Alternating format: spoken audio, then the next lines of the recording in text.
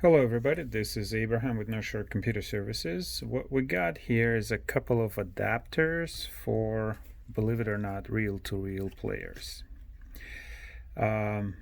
This one is fairly involved, meaning that it's not just a piece of plastic. There is a lot of moving parts in here for locking the reel onto the tape deck. And I thought of making this video because I think this kind of technique would apply to basically any plastic that has stopped working properly, and you just need to know how to bring it back to life. What we have is this reel I haven't done anything with, and you can hear that it sounds quite awful. Sounds like there is dust and sand and God knows what. And these things are old, although they're in remarkably good condition, but they have seen better days. We're going to restore these things to proper working order. I've done this one. You can hear that it's nice and smooth.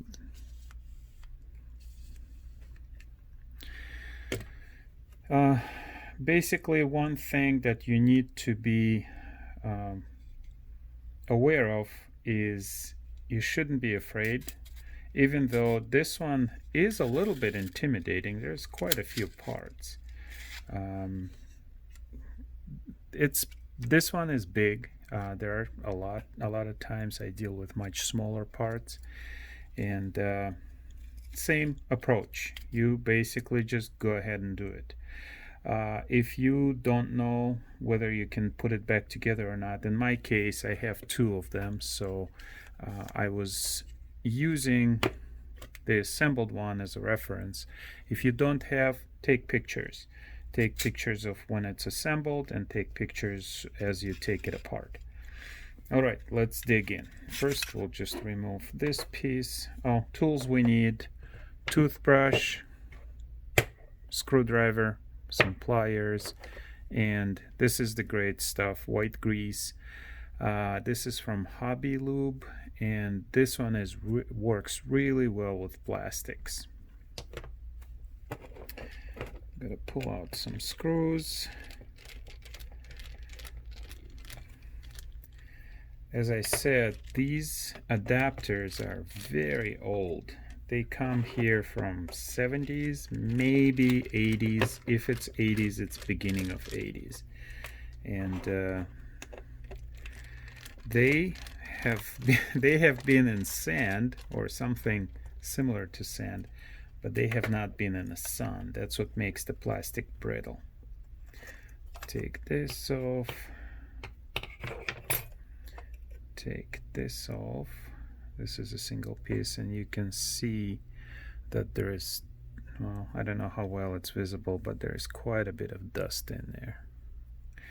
That's what's making all that crackling sound. There's a spring. There's this piece. Oh, wow, a lot of sand just came out onto the table. You can hear it.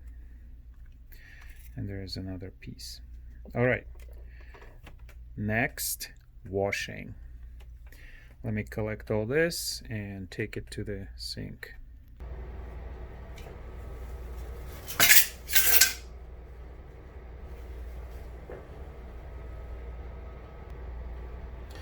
This is where a toothbrush comes handy. Let's get some water, some soap. All you need for this is soap and water and a little bit of elbow grease.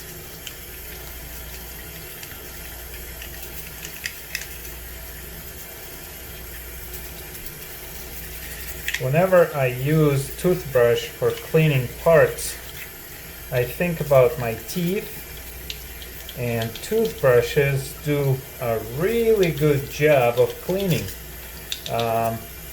plastic parts, especially plastic, metal parts, but plastic especially.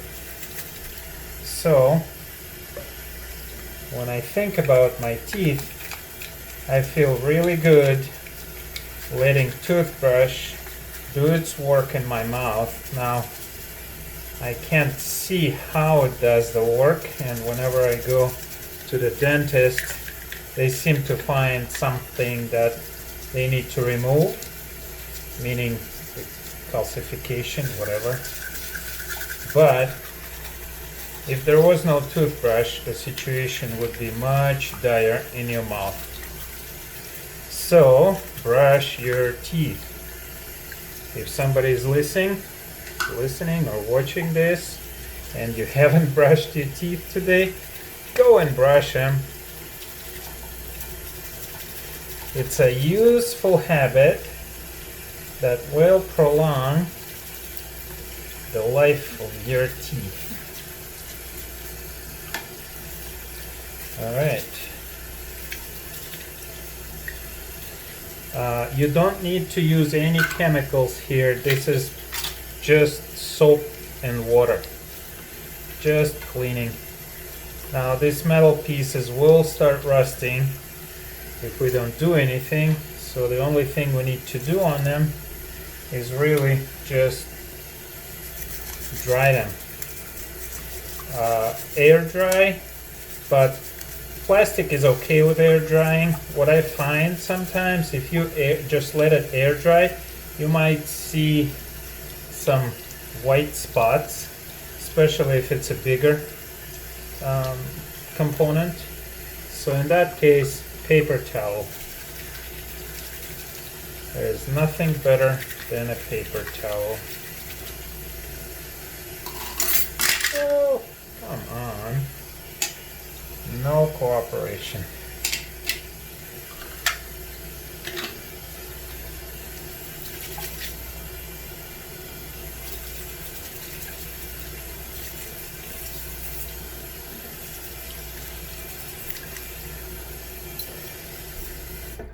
When I rebuild my cars, I do exactly the same thing with all the components from the dash, the buttons, the same exact technique. Let's go back. As we remember, there is dust on here, so let's clean that up with our moist paper towel.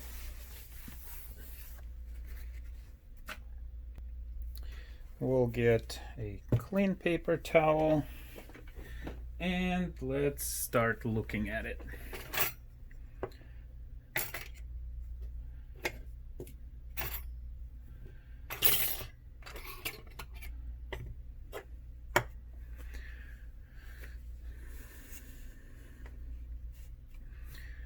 All right, let's use a Q-tip to get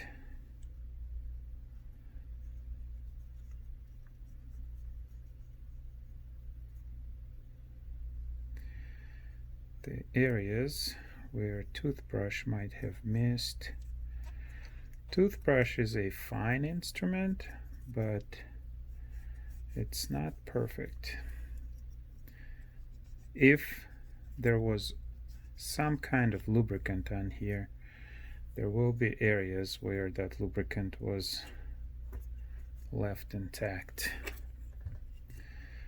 Don't have to use tweezers, just something sharp. There are these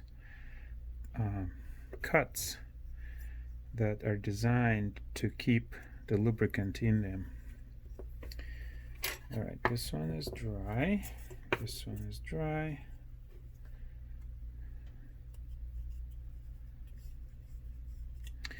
Looks like whatever lubricant was in this mechanism long disappeared, dried out. These things require maintenance. Not constant maintenance, but maintenance. By the way, I'm using two types of cotton swabs. This is a Q-tip and this is a cotton swab. The difference is this one bends easier and this one is very sturdy. I like cotton swabs if I have to absorb a lot of moisture. And in general, not cotton swabs, Q-tips. in general, Q-tips will give you a much better performance and pleasure in using them, and they're completely recyclable, whereas this piece of plastic is not really recyclable. So I don't really like to use non-Q-tip brand. I inherited this, so I want to use it up, because if I throw it out, it'll go to the landfill anyway, so might as well throw it out one by one. Q-tip is my very favorite product. Okay, I just noticed there's a little damage on this part right here, so somebody must have tried twisting it, and I saw that it hit the part on the inside there, so couldn't have hit it in there, must have hit it somewhere. Okay, what I will do is I'll warm this up a little bit and return the plastic back to its normal position. Let me get the heat gun. Got my heat gun. I could use a slightly different one, but that one takes a while to warm up. This one's almost instant. Low heat. Low heat still burns. Alright. We'll warm this up. Sometimes just by warming it up, the plastic will return, as it did in this case, back to its normal shape without me having to do anything. So as you can see, the heat gun left a little bit of a melt, so to speak, but this part was bent, and when plastic bends, you can see the white stress point. You put a heat gun on it carefully, the white disappears and plastic returns because there's stresses in there. Let's use a little bit of a knife.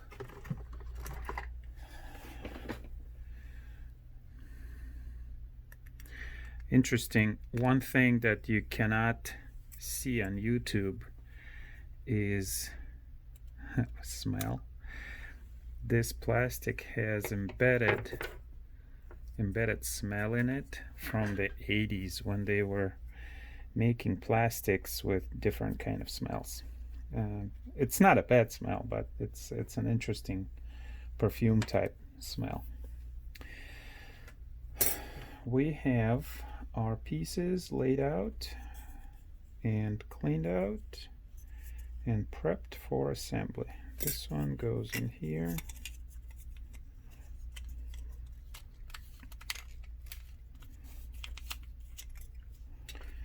Let's put some grease on. It doesn't need a lot,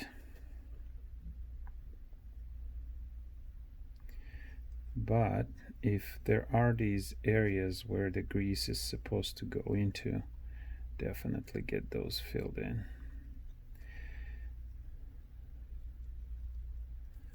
All right. Oops.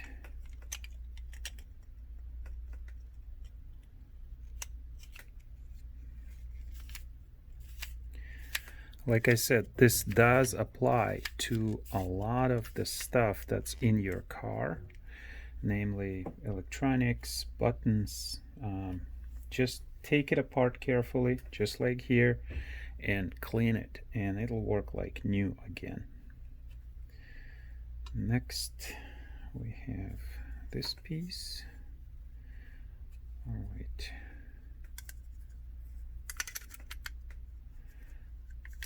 Okay, this one comes in, so this one goes over here.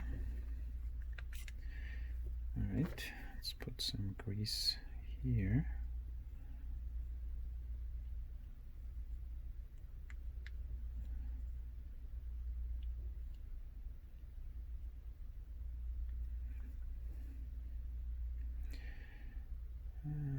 Dab of grease on there. This area here is not gonna be working all the time. It's mainly connect and disconnect, as I've discovered with the first one. So a little bit of grease. That sounds good. Much better than it was. Okay, this is where the spring goes, and we're gonna use a little bit of grease on that.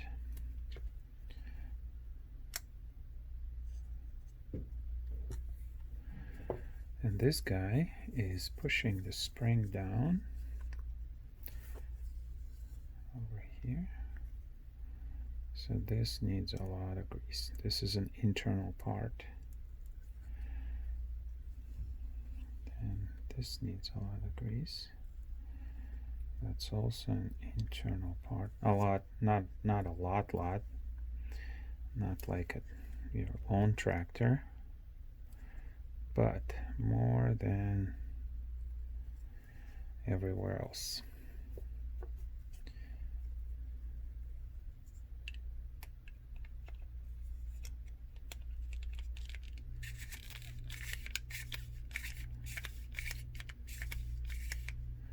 This sounds better. Okay, pliers. What we need pliers for is to bend this metal pieces slightly, because as I've discovered,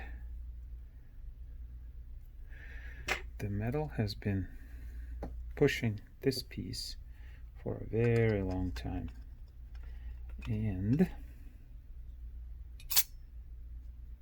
it is tired.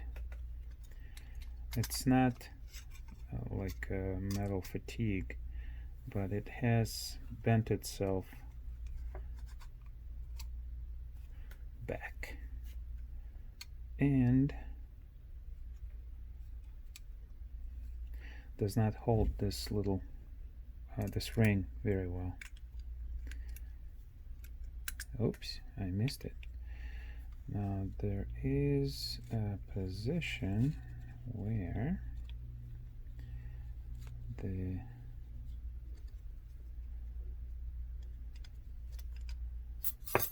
yeah, I did it before.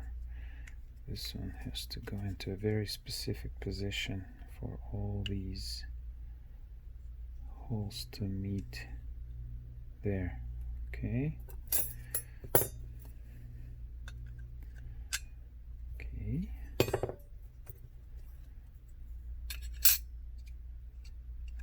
Okay. Oh, come on.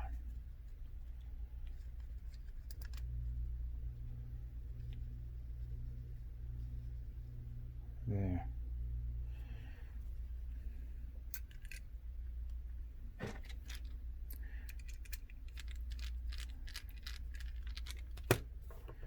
One.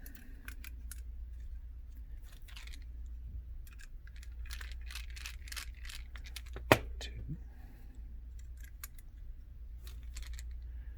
And three. Okay. Now we need to tighten them.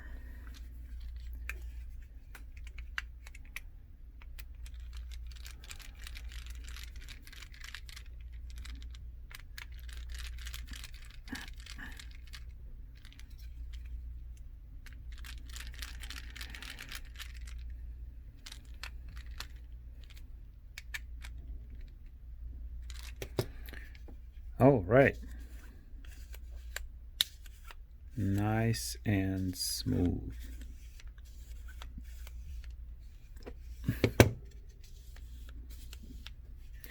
Let's put them on.